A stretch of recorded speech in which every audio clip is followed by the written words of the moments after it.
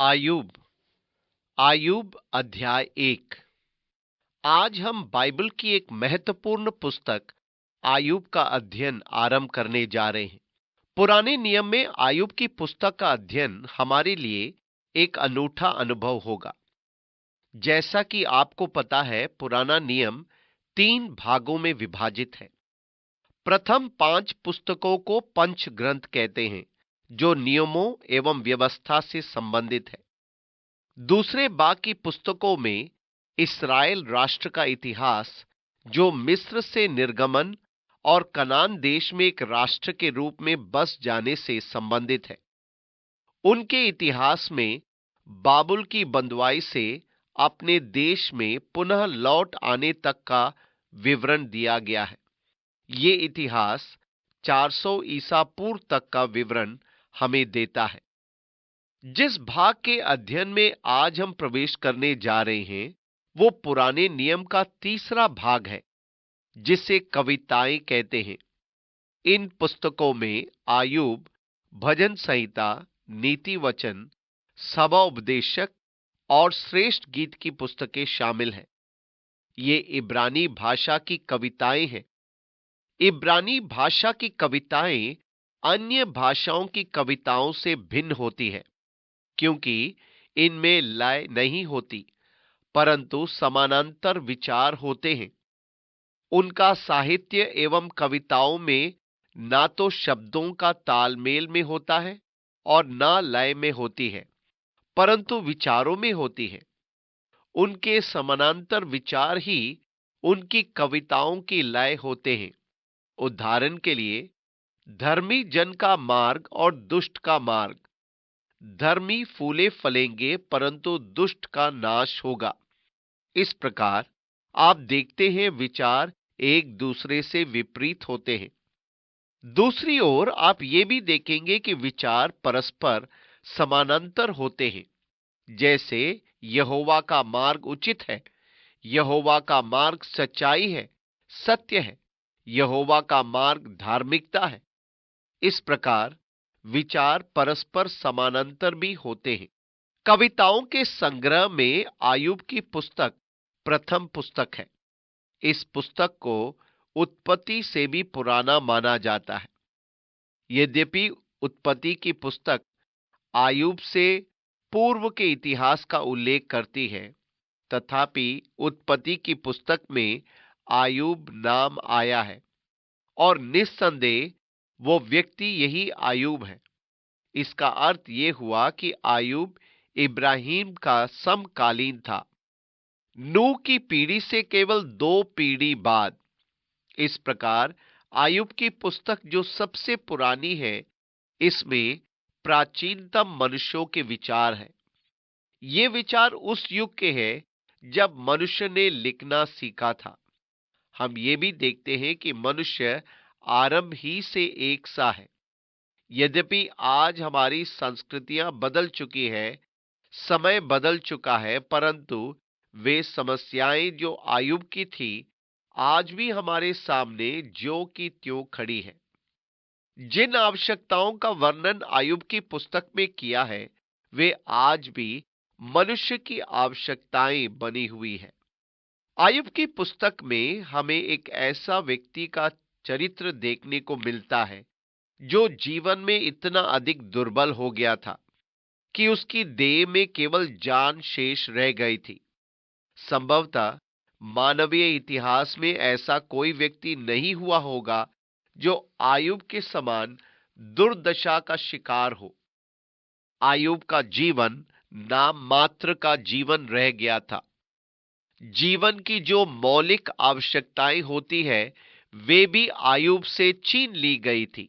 उसका परिवार, उसकी संपदा, उसके मित्र, उसका स्वास्थ्य आदि सब कुछ खो गया था। वो अपने जीवन के मूल्य के बोध को भी खो चुका था। वो अपने जन्म के दिन को कोसने लगा और मृत्यु के लिए रोने लगा। जब आप सब कुछ खो देते हैं, तब मनुष्य की लालसाएं उजागर होती है और उसकी तलाश का सिलसिला शुरू होता है। हम आज क्या खाएंगे? हम कल कहां छुट्टी बिताएंगे? आदि आपकी चिंता के विषय नहीं रह जाते हैं। हम अपने मस्तिष्क को व्यर्थ ही अनेक चिंताओं से भर देते हैं, क्योंकि हमारे पास अनेक मित्र हैं और हमारी रुचियां भी अनेक होती हैं। ये बातें हमारे लिए बहुत जरूरी हो जाती है। ये दुर्भाग्य की बात है कि मनुष्य इन व्यर्थ की बातों में अपना पूरा जीवन खत्म कर देता है। इन अनावश्यक बातों में पूरा जीवन नाश हो जाता है। ऐसी स्थिति में मनुष्य के सामने प्रश्न ये नहीं उठता कि हम क्या खाएंगे या क्या हमारे खाने के लिए उचित होगा, परंतु ये कि हम खाने में क्या पसंद करेंगे। जब ऐसा ना हो तो आप संबंध विच्छेद के बारे में सोचते हैं। आह, कैसी त्रासदी! मनुष्य छोटी छोटी बातों के पीछे लग जाता है। ये विषय आपके अलगाव का कारण भी बन जाता है और जीवन के वास्तविक मूल्यों तक नहीं पहुंच पाता। आयुब के साथ तो हालात ये थे कि बस उसमें जान ही बाकी रह गई थी। उसका सब कुछ उजड़ गया था। वो कौन सी बातों का उल्लेख किया गया है? उसकी पुकार क्या है? उसकी आवश्यकताएं क्या है? यहां जो दिखाया गया है वो मनुष्य की तथा जीवन की मौलिक आवश्यकताएं हैं। इस प्रकार आयुब की पुस्तक हमारे लिए रोचक पुस्तक बन जाती है, क्योंकि हम उसमें आयुब की उस पुकार को सुनते हैं जो जीवन के गहन मूल्यों से संबंधित है। आयुब की कहानी एक रोचक कहानी है। ये एक ऐसी कहानी है जो यशायाह की पुस्तक में परमेश्वर के वचन की पुष्टि करती है कि परमेश्वर के भेद हम नहीं जान सकते। परमेश्वर ने यशायाह के मुख से कहा, यशायाह 55 अध्याय 8 पद, मेरे विचार और तुम्हारे विचार एक समान नहीं है, ना तुम्हारी गति और मेरी गति एक सी है। मैं ये स्वीकार करूंगा कि मैं परमेश्वर के बारे में नहीं के बराबर ही जानता हूं।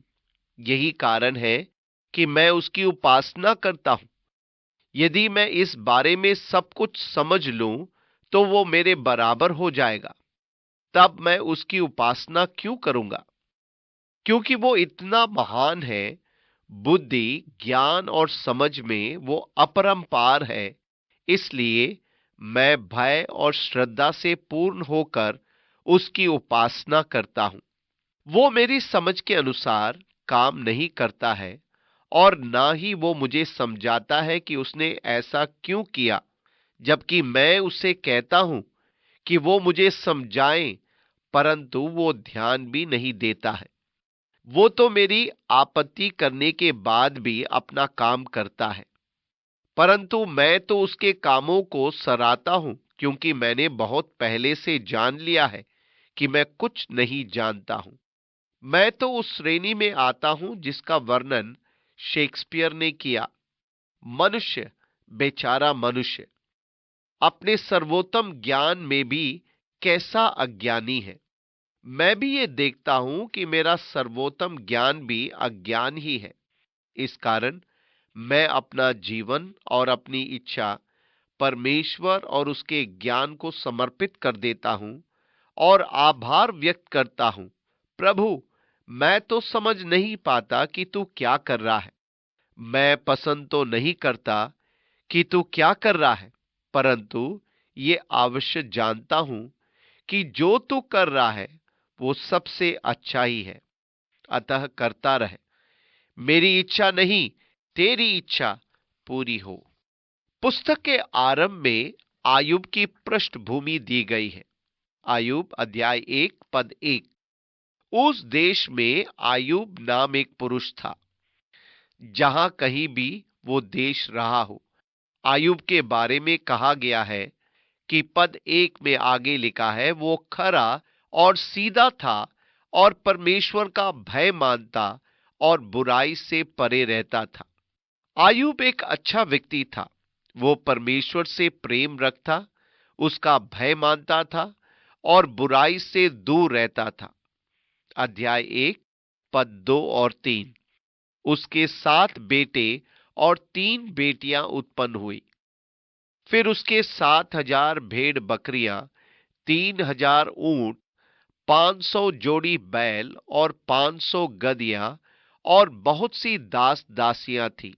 वरन उसके इतनी संपत्ति थी कि पूर्वियों में वो सबसे बड़ा था। आयूब एक अच्छा मनुष्य, वो एक धनवान और ऐसा मनुष्य था जो परमेश्वर से प्रेम रखता था और बुराई से दूर रहता था। अध्याय 1 पद 4। और उसके बेटे। ऐसा लगता है कि उसके पुत्र दावतों के बड़े शौकीन थे। वो अपने पुत्रों की चिंता में रोज बलिदान चढ़ाता और परमेश्वर से कहता था, परमेश्वर, यदि उन्होंने अपनी दावतों में कोई ऐसी बात कह दी हो जो तेरे विरुद्ध है, ये तेरी इच्छा के अनुसार नहीं है, तो उन्हें क्षमा करना प्रभु। वो अपनी संतानों के लिए निरंतर प्रार्थना करता रहता था। ये आयूब की पृष्ठभूमि थी। अब हम आयूब से हटकर स्वर्गिक दृश्य में प्रवेश करते हैं। परमेश्वर के सिंहासन के सामने स्वर्गदूत उपस्थित हो रहे हैं। उन स्वर्गदूतों के साथ शैतान भी वहां पहुंचता है। ऐसा लगता है कि पतन के बाद भी शैतान परमेश्वर के सामने जाता रहता है। परमेश्वर उसे अपने सामने आने की अनुमति ही क्यों देता है? मैं आपके सामने स्वीकार कर चुका हूं कि मैं परमेश्वर के बारे में सब कुछ नहीं जानता। अतः मैं नहीं जानता कि वो शैतान को अपने सामने आने की अनुमति क्यों देता है। बाइबल कहती है कि वो मनुष्य पर दोष लगाने वाला है और वो परमेश्वर के सामने दिन रात उन पर दोष लगाता रहता है। आयुब के विषय इस वचन की पुष्टि करता है।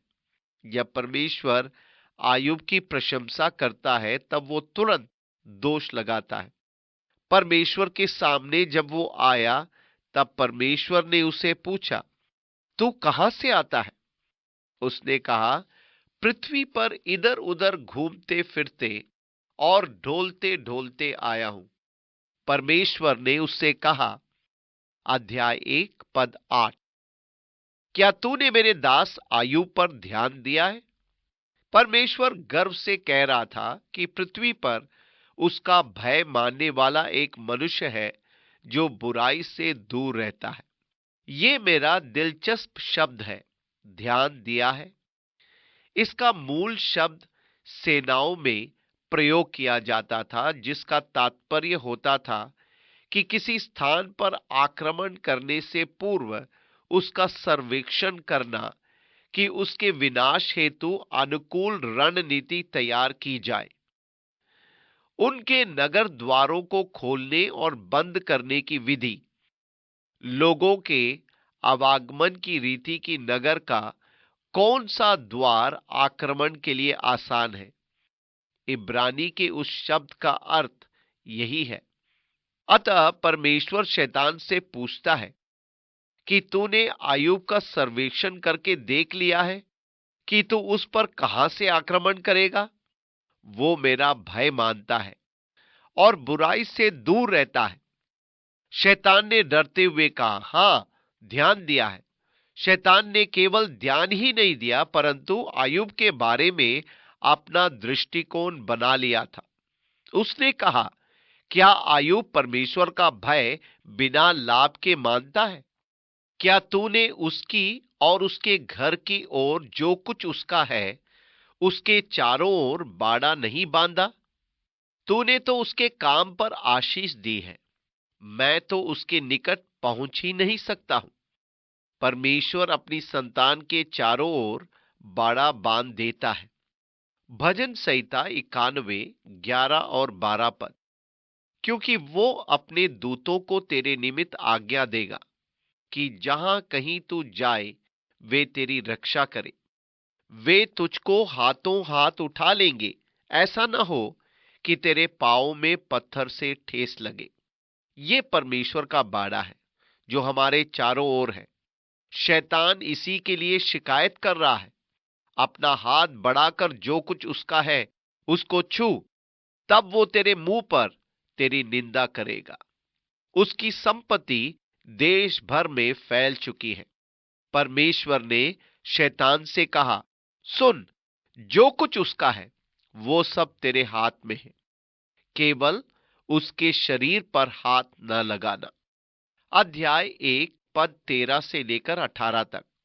एक दिन आयूब के बेटे बेटियां बड़े भाई के घर में खाते और दाक मधु पी रहे थे।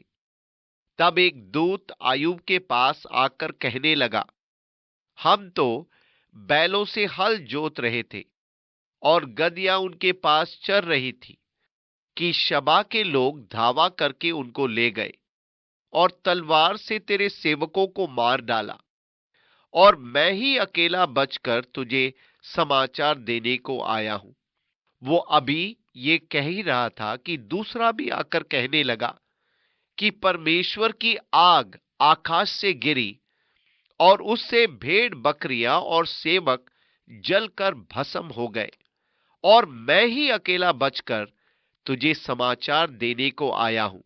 वो अभी ये कह ही रहा था कि एक और भी आकर कहने लगा कि कसदी लोग 3 गोल बांधकर ऊंटों पर धावा करके उन्हें ले गए और तलवार से तेरे सेवकों को मार डाला, और मैं ही अकेला बचकर तुझे समाचार देने को आया हूं। वो अभी ये कह ही रहा था कि एक और भी आकर कहने लगा, तेरे बेटे बेटियां बड़े भाई के घर में खाते और दाक मधु पीते थे कि जंगल की ओर से बड़ी प्रचंड वायु चली और घर के चारों कोने को ऐसा झोंका मारा कि वो जवानों पर गिर पड़ा और वे मर गए, और मैं ही अकेला बचकर तुझे समाचार देने को आया हूं। क्षण भर में उसकी संपदा, धन, संतान आदि सब नाश हो गए। आप क्या करेंगे? आयूब वहीं मिट्टी में मुंह के बल भूमि पर गिरा और परमेश्वर को धन्य कहा। अध्याय 1 पद 21 और 22। मैं अपनी मां के पेट से नंगा निकला और वही नंगा लौट जाऊंगा। यहोवा ने दिया और यहोवा ही ने लिया, यहोवा का नाम धन्य है। इन सब बातों में भी आयूब ने ना तो पाप किया और ना परमेश्वर पर मूर्खता से दोष लगाया। मैंने बहुत लोगों को परमेश्वर पर मूर्खता भरे दोष लगाते हुए सुना है। वे परमेश्वर को कोसते तो नहीं है, परंतु वे उस पर दोष लगाते हैं। परमेश्वर को मेरी चिंता नहीं है, वो मुझसे प्रेम नहीं रखता है। कभी कभी हमारी परिस्थितियां हमें परमेश्वर पर मूर्खता भरे दोष लगाने पर मजबूर कर देती है। आयूब ने ऐसा नहीं किया। ये उसकी प्रथम परीक्षा थी और वो सफल रहा।